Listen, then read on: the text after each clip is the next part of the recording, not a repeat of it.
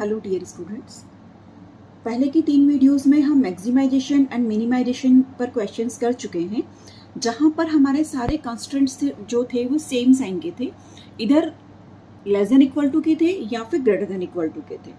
आज के वीडियो में हम मिक्स्ड कंस्ट्रेंट्स पर क्वेश्चन सॉल्व करेंगे। मिक्स्ड कंस्ट्रेंट्स मीन्स जहां पर आपके जो कंस्ट्रेंट्स रहेंगे उसमें लेस देन इक्वल टू और ग्रेटर देन इक्वल टू दोनों के साइन हो सकते हैं।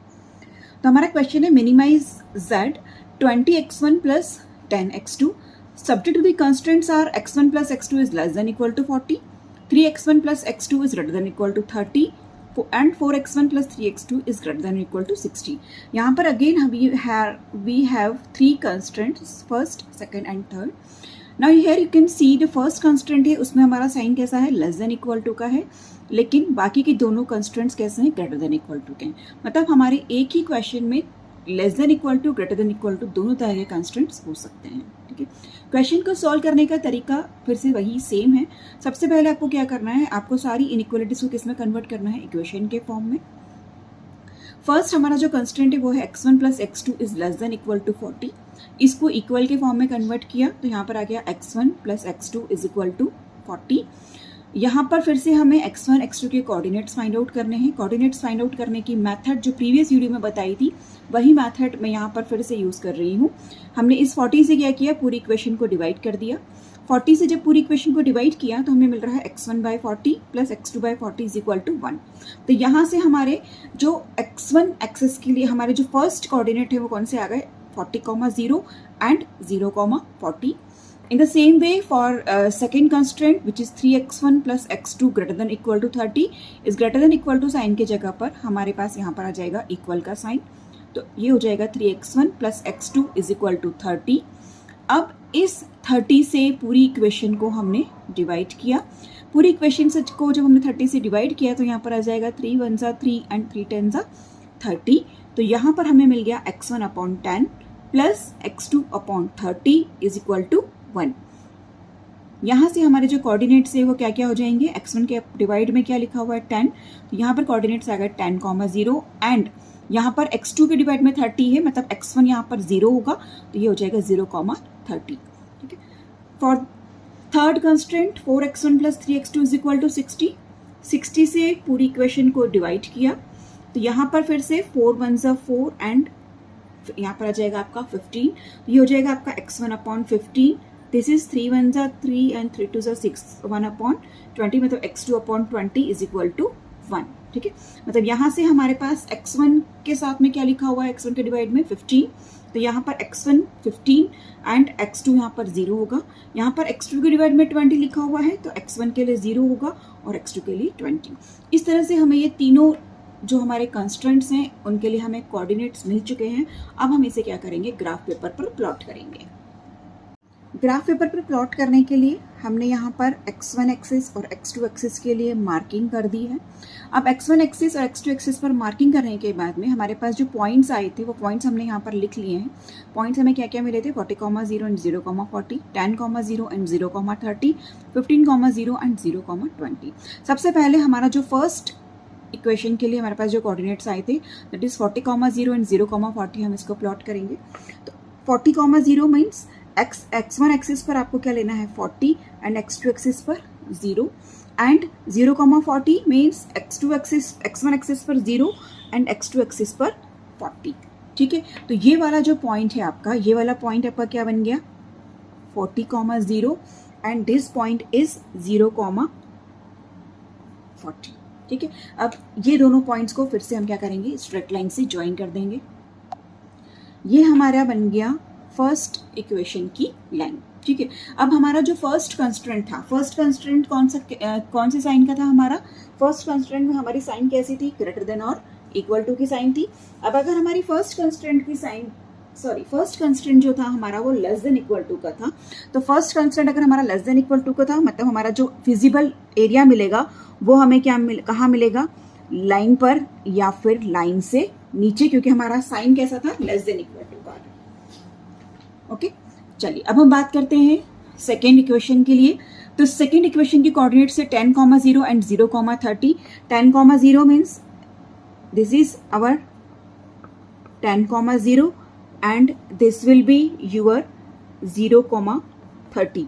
अब ये जो 10,0 और 0,30 है, इन दोनों को भी हम क्या करेंगे, स्ट्रेट लाइन से ज्वाइन कर।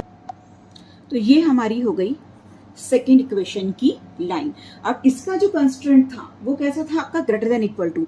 ग्रेटर देन इक्वल टू मतलब लाइन पर या फिर लाइन से ऊपर। ठीक है, आपको यहाँ पर ध्यान रखना है कि हमारा जो कंस्ट्रेंट था वो किस साइन का था। पहले वाली लाइन का कंस्ट्रेंट हमारा लेस देन इक्वल टू था, तो हमारा एरिया कहाँ आएगा, लाइन पर या लाइन से नीचे। सेकेंड वाली लाइन का हमारा एरिया कहाँ जाएगा, लाइन पर या फिर लाइन से ऊपर, मतलब अपोजिट टू दी ओरिजिन। ठीक है, अब हम बात करते हैं थर्ड लाइन की। थर्ड लाइन के लिए क्या है, 15,0 एंड 0,20। 15,0 मतलब 15 जो है हमारा यहाँ पर आएगा, तो this will be your 15,0 and second one is 0,20, this will be your 0,20। अब इन दोनों पॉइंट्स को भी हम क्या करेंगे, स्ट्रेट लाइन से ज्वाइन कर देंगे। अब इसका भी, ये बन गई हमारी थर्ड इक्वेशन के लिए। अब इसका भी हमारा जो कंस्ट्रेंट था वो कैसा था हमारा, ग्रेटर देन इक्वल टू, मतलब इसका भी एरिया हमें कहाँ मिलेगा, अबव दी लाइन, मतलब अपोजिट टू दी ओरिजिन। ठीक है, अब देखिए हमारी तीनों लाइंस ड्रॉ हो चुकी हैं। तीनों लाइन का अगर हम कॉमन एरिया देखें तो देखिए हमें समझ में आ रहा है कि this will be your common area. ये हमारा कौन सा एरिया हो गया, कॉमन एरिया, मतलब this will be your visible region. बन गए ए बी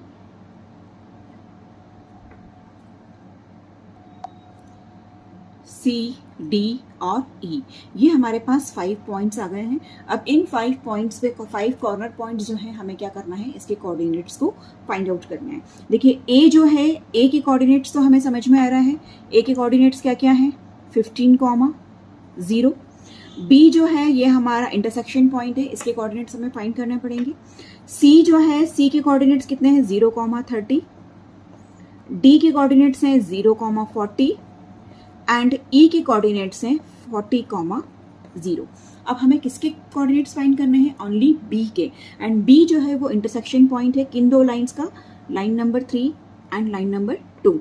बी किन दो का है, 3 एंड 2। ओके, अब हम बात करें 3 एंड 2 हमारी थर्ड इक्वेशन और सेकेंड इक्वेशन की।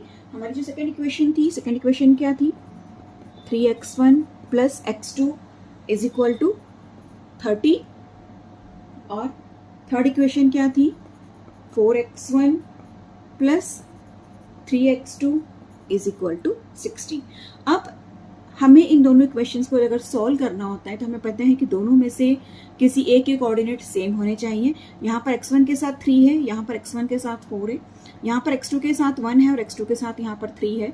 मतलब अगर हम हमारी जो फर्स्ट इक्वेशन है, इस फर्स्ट इक्वेशन में अगर हम 3 का मल्टीप्लाई कर दें तो यहाँ पर x2 के कोऑर्डिनेट्स हम सेम बना सकते हैं। ठीक है, तो हमने क्या किया, इस इक्वेशन में 3 का मल्टीप्लाई कर दिया। इस इक्वेशन में जब हमने 3 का मल्टीप्लाई किया तो हमें क्या मिलेगा, देखिए 9x1 plus 3x2 is equal to 90। 3 का मल्टीप्लाई 3 में, 3 into 3 9 plus 3 into x2 plus 30 into 3 is 90। नीचे वाली equation as it is 4x1 plus 3x2 is equal to 60। अब हम दोनों को माइनस कर सकते हैं, नीचे वाली इक्वेशन के साइन हमारे चेंज होंगे।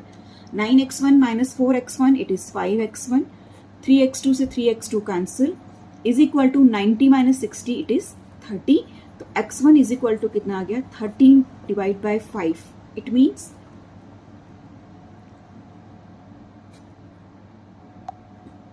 It is 6। इस 6 को हमने यहाँ पर पुट किया अगर, तो हमें यहाँ से जब पुट करने के बाद में हम जब सॉल्व करेंगे तो हम x2 की वैल्यू मिल रही है 12। तो हमारे पास b के कोऑर्डिनेट्स क्या आ गए, 6,12। ठीक है, इस तरह हमने क्या किया, सारे कोऑर्डिनेट्स को हमने फाइंड कर लिया है। अब जो हमने सारे कोऑर्डिनेट्स फाइंड कर लिए हैं उसे हम टेबल में पुट करते हैं और ऑब्जेक्टिव फंक्शन की वैल्यू निकालते हैं। क्या क्या पॉइंट्स हैं हमारे, a b c d and e। a के कोऑर्डिनेट्स हैं 15,0, b के हैं 6,12, c के हैं 0,30, 0,40 एंड 40,0। अब इन पॉइंट्स को पुट करते हैं ऑब्जेक्टिव फंक्शन में और ऑब्जेक्टिव फंक्शन की वैल्यू निकालते हैं। यहाँ पर आएगा 20 इंटू 15 प्लस 10 इंटू 0, ये हो गया आपका 300. Then z is equal to 20 into 6 plus 10 into 12, ये हो जाएगा आपका 240. Then z is equal to 20 into 0 plus 10 into 30, it is again 300.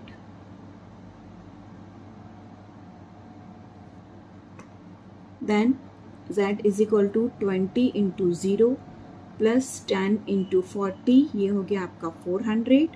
Then 20 into 40 plus 10 into 0, this is 800. Okay? अब हमें क्या फाइंड आउट करना है, हमारा ऑब्जेक्टिव फंक्शन क्या है, कि हमारा ऑब्जेक्टिव फंक्शन है मिनिमाइज z. मिनिमाइज z मतलब इन सब में सबसे मिनिमम वैल्यू कौन सी आ रही है आपकी, 240. तो आपका मिनिमम z कितना हो गया, 240. और ये कब आ रहा है, जब x1 की वैल्यू कितनी होगी 6 और x2 की वैल्यू होगी 12. ठीक है, तो this is our optimum solution कि when x1 is equal to 6 and x2 is equal to 12, then we will get the value of z as minimum 240. Thank you.